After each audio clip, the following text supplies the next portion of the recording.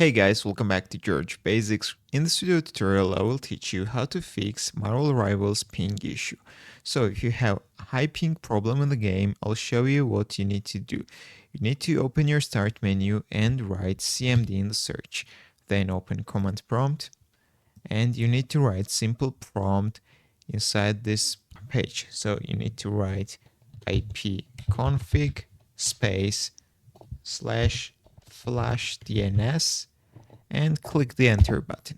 So when you will do it, you will see this text right here. After you will write this command, you will see this text successfully flash the DNS resolver cache.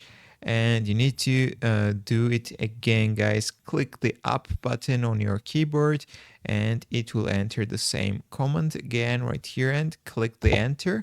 So we will do this twice, and then you need to leave this and then you need to leave command prompt open on your Windows. So just minimize this and open the game so you can start playing the game. Most likely this will help you to fix your ping issue. That's all I want to show you. If this video is helpful for you, don't forget to click the like buttons and don't forget to subscribe.